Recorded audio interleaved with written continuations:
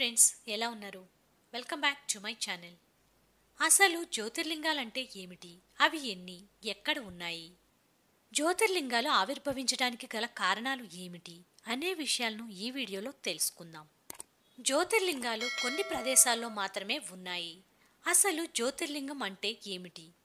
జ్యోతిర్లింగం అంటే ప్రకాశించే లింగం.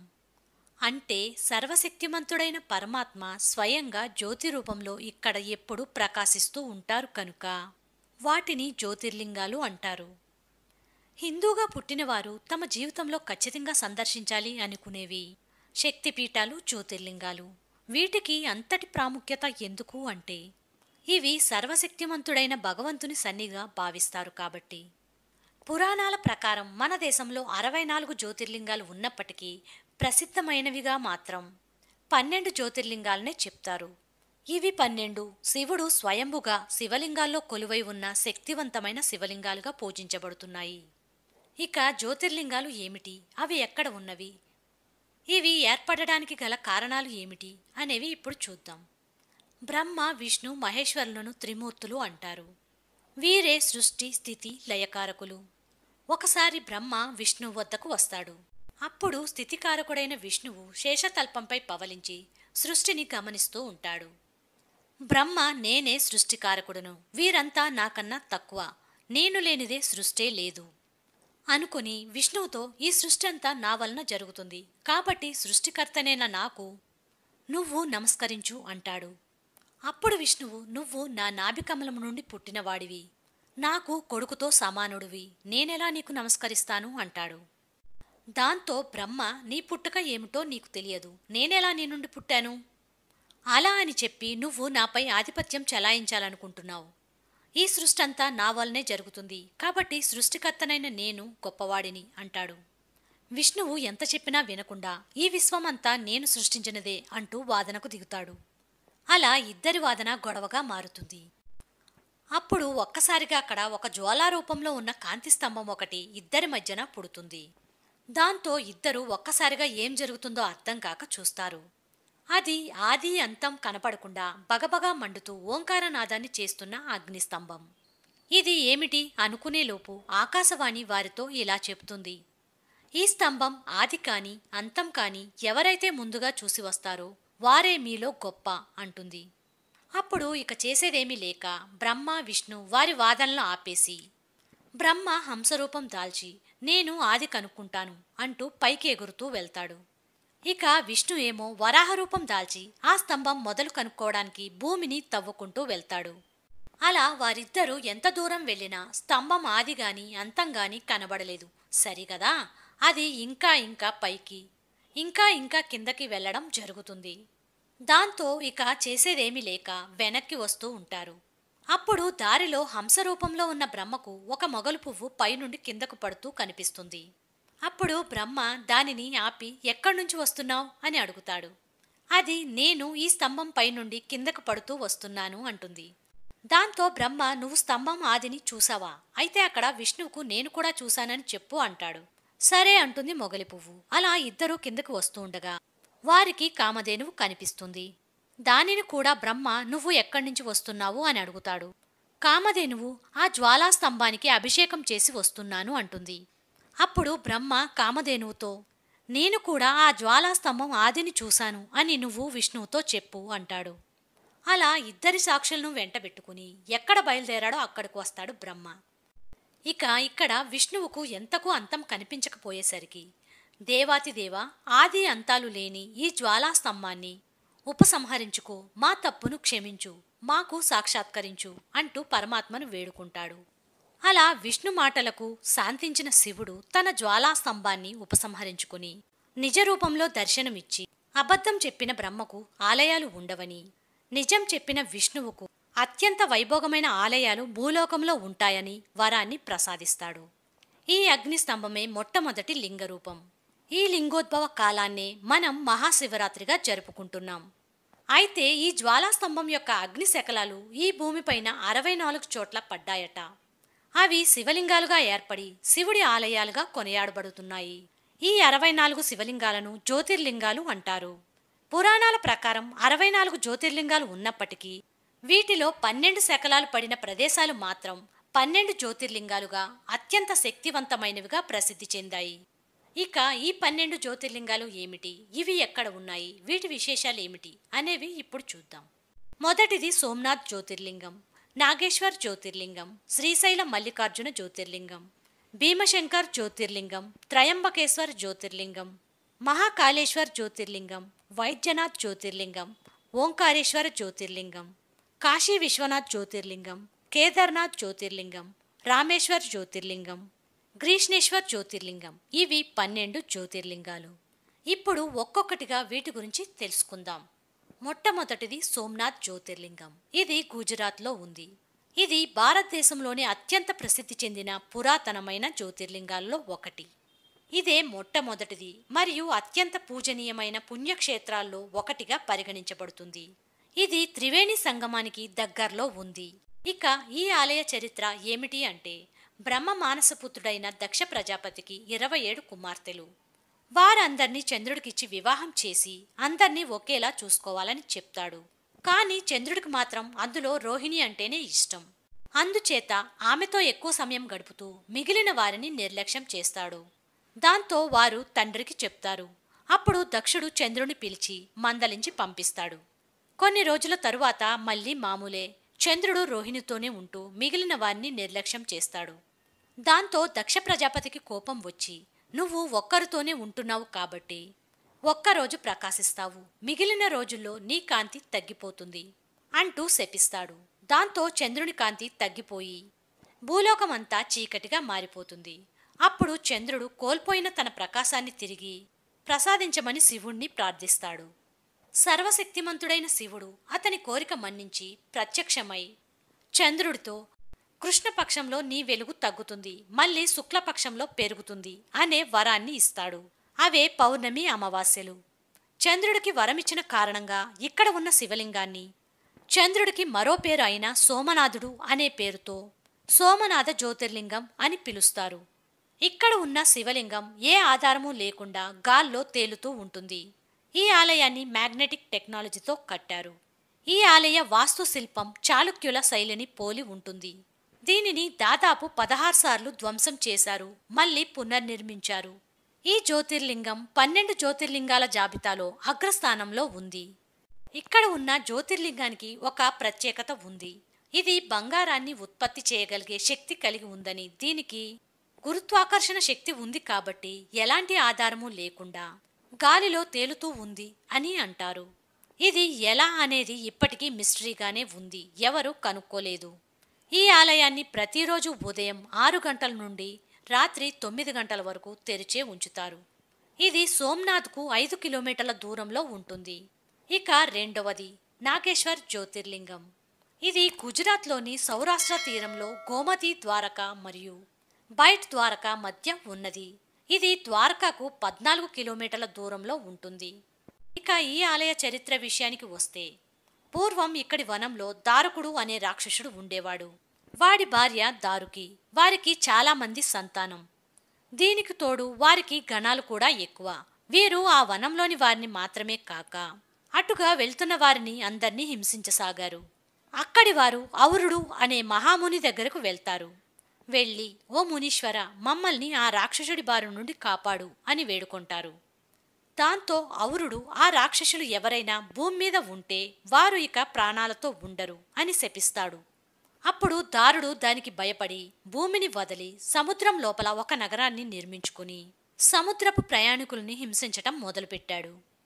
ఒకసారి ఓడలో వెళ్తున్న సుప్రియుడు అనే వర్తకుణ్ణి, అతని బంధుమిత్రులను తన నగరంలో బంధిస్తాడు.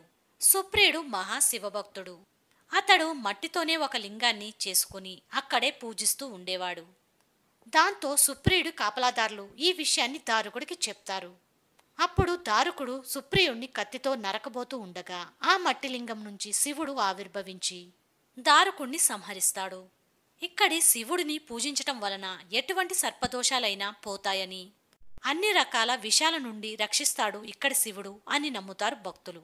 ఈ ఆలయాన్ని వారంలో అన్ని రోజులు ఉదయం 6 గంటల నుండి రాత్రి 12 గంటల వరకు దర్శించుకోవచ్చు. ఈ ఆలయాన్ని దర్శించుకోవాలి అంటే ద్వారకాకు చేరుకోవాలి. అక్కడి నుండి దగ్గర. ఇక మూడవది శ్రీశైలం మల్లికార్జున జ్యోతిర్లింగం.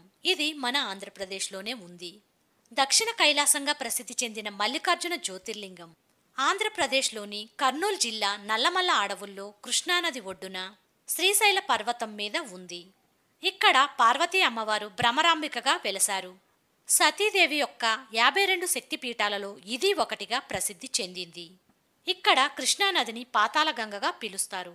ఇక ఈ ఆలయం వెలసిన నేపథ్యం ఏమిటి అంటే, భూప్రదక్షిణ ఎవరు ముందు చేస్తే వారికే గణాధిపత్యం అని శివుడు తన కుమారులైన గణపతికి కుమారస్వామికి చెప్తాడు. దాంతో ఇద్దరు బయలుదేరతారు. అలా భూప్రదక్షిణ చేస్తున్నప్పుడు కుమారస్వామికి ముందుగా ప్రతి చోట వినాయకుడే కనిపిస్తాడు. ఇది పార్వతీ పరమేశ్వర్ల అనుగ్రహం వలనే ఇలా జరుగుతుంది అని నందీశ్వరుడు కుమారస్వామికి చెప్తాడు. దాంతో కుమారస్వామి అలిగి క్రౌంచ పర్వతంపైకి వెళ్లి కార్తికేయుడుగా వెలసాడు. తన వల్లే ఇలా జరిగింది అని నందీశ్వరుడు కృష్ణానదీ తీరంలో శ్రీశైల శిఖరం పైన తపస్సు చేస్తాడు. దాంతో శివపార్వతులు ఇక్కడే వెలసారు అని చెప్తారు. ఇక ఇక్కడ గణపతిని సాక్షి గణపతి అని పిలుస్తారు. ఇది చాలా పురాతనమైన ఆలయం. ఎంత పురాతనమైనది అంటే శ్రీరాముడు పాండవులు కూడా ఈ ఆలయాన్ని దర్శించుకున్నారు. ఇక ఆదిశంకరాచార్యులు శివానంద లహరిని రాసింది కూడా శ్రీశైలంలోనే. ఇక్కడ శివలింగం ముడతలు పడి వృద్ధ శివలింగం మాదిరి ఉంటుంది. తన కొడుకు కుమారస్వామిని రోజు వృద్ధుని రూపంలో వెళ్లి తన యోగక్షేమాలు తెలుసుకుంటూ అక్కడే కొలువైనందున ఈ శివలింగం అలా దర్శనం ఇస్తుంది. ఈ ఆలయం ప్రతిరోజు ఉదయం 4:30 నుండి రాత్రి 10 గంటల వరకు తెరిచే ఉంటుంది. దీనిని చేరుకోవాలి అంటే మార్కాపూర్ వెళ్ళాలి. అక్కడి నుండి దగ్గర. నాలుగోది భీమశంకర్ జ్యోతిర్లింగం. ఇది మహారాష్ట్రలోని పూణేలో భీమా నది ఒడ్డున ఉంది. ఇక్కడ శివుడు భూతనాథుడుగా కొలువు తీరాడని చెప్తారు. ఈ ఆలయాన్ని సందర్శించడం వలన భూత ప్రేత పిశాచాల పీడలు తొలగిపోతాయని నమ్ముతారు.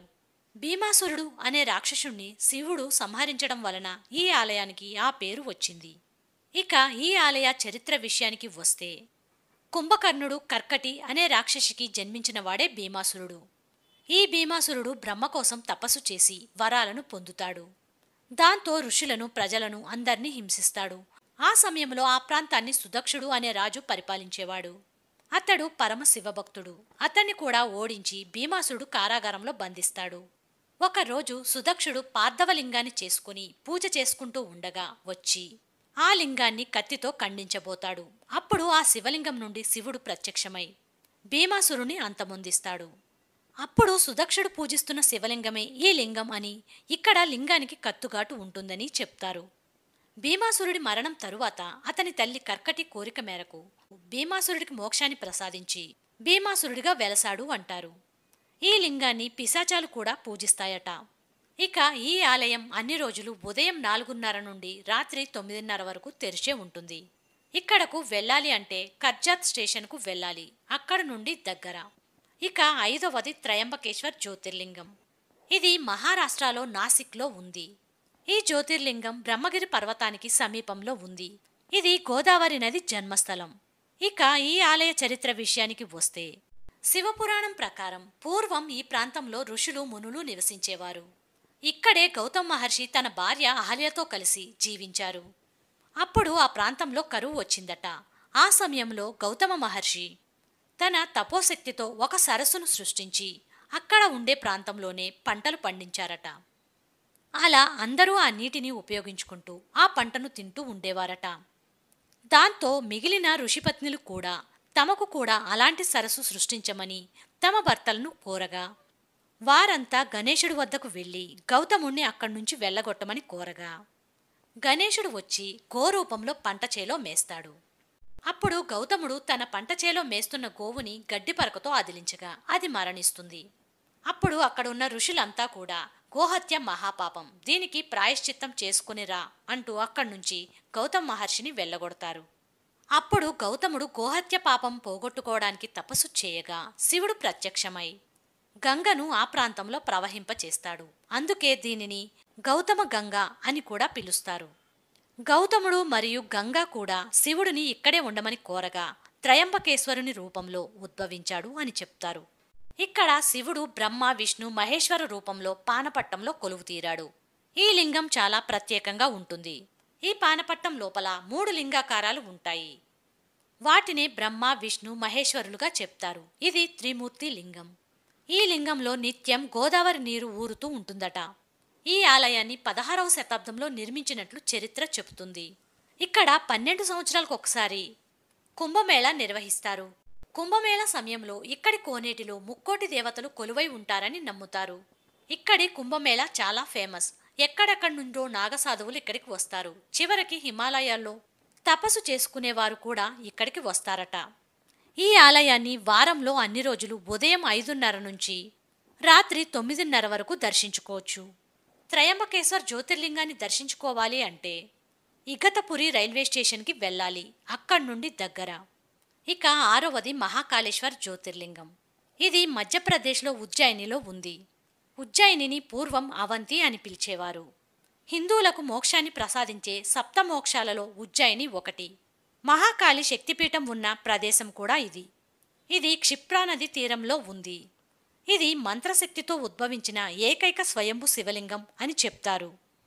ఇది మంత్రశక్తితో ఉద్భవించడమే కాక తాంత్రిక మంత్రాలతో నడుపుతున్న జ్యోతిర్లింగ ఆలయం. ఇక్కడ 5 అంతస్తులో ఉన్న మహాకాళేశ్వరుడికి తెల్లవారుజామున భస్మంతో అభిషేకం చేస్తారు. ఇక్కడ ఉన్న కాలభైరవుడికి మద్యం నైవేద్యంగా సమర్పిస్తారు. ఉజ్జయినిలో శివలింగాలు 3 అంతస్తులుగా ఉంటాయి.